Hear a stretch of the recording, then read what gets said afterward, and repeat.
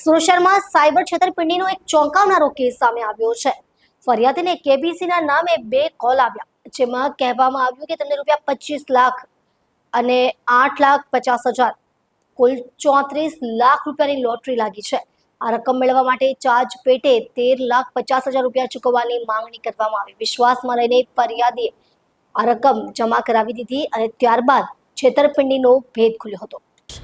શરૂઆતમાં આરોપીએ પોતાનું નામ અબ્દુલ્લા જણાવીને કોલ પાકિસ્તાનથી હોવાનું કહ્યું હતું। જોકે સુરત સાયબર ક્રાઇમ બ્રાન્ચમાં ફરિયાદ નોંધાયા બાદ પોલીસે તપાસ હાથ ધરી, ત્યારે આ કોલ આસામના હોવાનું પુરવાર થયું। સુરત સાયબર ક્રાઇમ પોલીસની ટીમ આસામ રવાના થઈ અને ત્યાં 7 દિવસ સુધી રોકાઈ તપાસ કરી। સતત ઓપરેશન બાદ પોલીસે આરોપીઓને ઝડપી પાડવામાં સફળતા મેળવી છે। ડીસીબી બી શાખા ચૈનના જણાવ્યા અનુસાર આરોપીઓ લોટરી, ઇનામ અને કેબીસી જેવા લોકપ્રિય શોના નામે લોકોને ફોન કરીને લલચાવે છે અને પછી પ્રોસેસિંગ ફી, ટેક્સ કે ચાર્જીસના નામે મોટી રકમ હેઠી લે છે।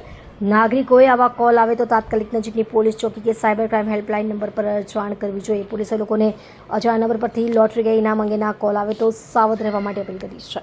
પાકિસ્તાનથી ચાલતી કેબીસી લોટરી ફ્રોડના ગુનામાં 2 આરોપીઓને સુરત શહેર સાયબર સેલની ટીમ દ્વારા આસામમાં નાગાંવ ખાતેથી ઝડપી પાડવામાં આવ્યું છે।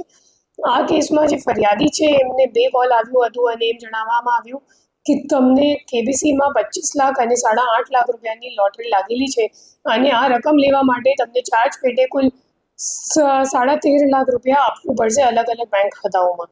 અને એમ કહીને પછી એમની પાસેથી આટલા પૈસા લઈને છેતરપિંડી કરવામાં આવ્યું હતું।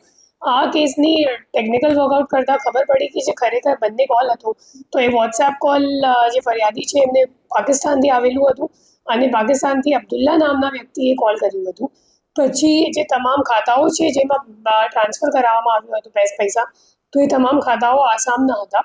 પછી આપણી ટીમ ત્યાં ગઈ અને જે અકાઉન્ટ હોલ્ડર છે નાગાંવમાં એઝાઝુલ હક, તો એમની ધરપકડ કરીને એમની જ્યારે પૂછપરછ કરવામાં આવી તો ત્યારે ખબર પડી કે મુઝફ્ફર અલી નામનો બીજો આરોપી છે જેમને આ ભાઈએ પોતાનું અકાઉન્ટ આપ્યું હતું અને પૈસા વિડ્રો કરીને પણ આ ભાઈને આપ્યું હતું। પછી મુઝફ્ફર અલીને શોધવાનો પ્રયત્ન કરવામાં આવ્યું ટેકનિકલ વર્કઆઉટ અને લોકલ પોલીસની મદદથી હ્યુમન ઇન્ટ પણ ગેધર કરીને ત્યાં લગભગ 7-8 દિવસ સુધીની આ ઓપરેશન ચાલી, જેમાં પછી મુઝફ્ફર અલીની ધરપકડ કરીને એમના ફોન જોવામાં આવ્યું તો ખબર પડી કે ખરેખર એમનું સીધું કોન્ટેક્ટ અબ્દુલ્લા સાથે હતું।